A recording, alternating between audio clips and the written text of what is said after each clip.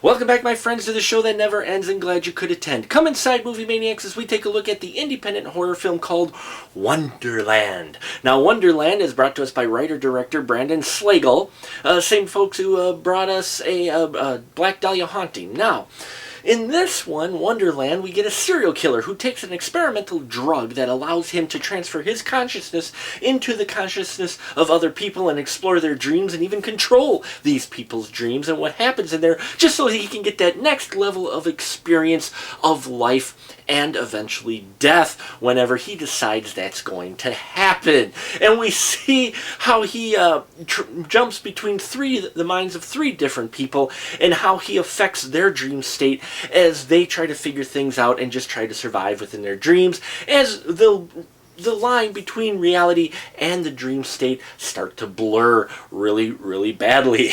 Folks, Wonderland is definitely a dark, atmospheric, and interesting exploration into dreams. I really enjoyed this film for nothing else but the surreal aspect of it. They captured the feeling of this dream world really well. At first, you thought it might be a little bit distracting, but they really handled this well. A material that could have been very confusing and very just out there. They keep it just enough grounding so you can follow what's going on, but yet give it a nice surreal dream feel to it. First off, you got a great script and an interesting story. I love this concept of a serial killer looking for that next experience, because what he has been doing just isn't doing it for him anymore, so he's looking for that next experience what his victims see in their dreams and experiencing their life and their eventual death, their demise.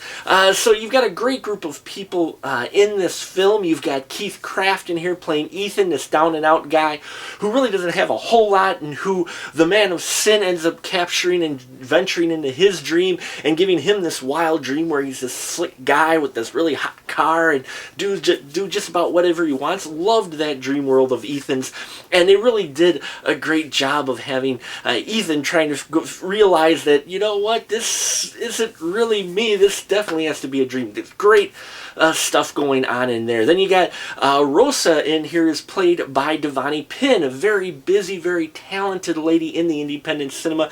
She was also in Black Dahlia Haunting. She was in New Nuns with Big Guns. She's been in many films, independent films as well, and her Rosa character was really interesting because her Rosa character kind of paralleled the serial killer in some ways in the feeling of addiction, of obsession, of addiction, of wanting that extra surreal experience, that mind-altering experience. So I really love the parallels between her and the Man of Sin's character.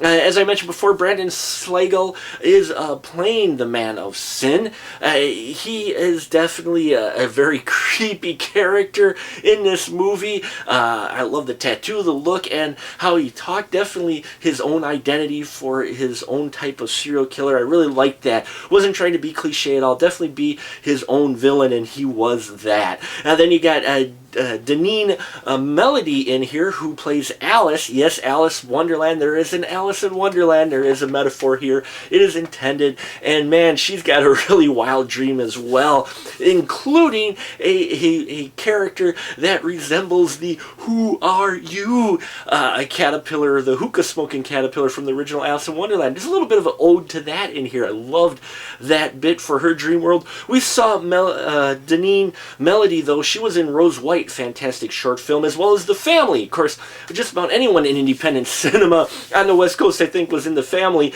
You also have an appearance in here by Mr. Bill Oberst Jr. himself, one of the hardest working men in independent cinema. Great appearance, always great to see him in here. He has a short cameo in here, definitely creepy across the screen, even though he doesn't have much dialogue, doesn't need it, he can still be a very scary character.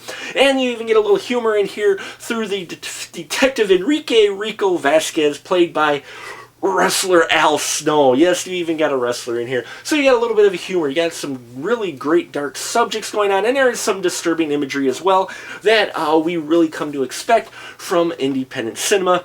And that's in here, but not in abundance. It's used sparingly, which surprised me in a good way that that disturbing imagery wasn't in there. They do a lot of different things with camera work and interesting cinematography in here to really convey this dream world. Really felt like kind of a Nightmare on Elm Street type of dream world. And they really make it tough for the viewer as well to kind of see what is reality and what is fantasy, dream world.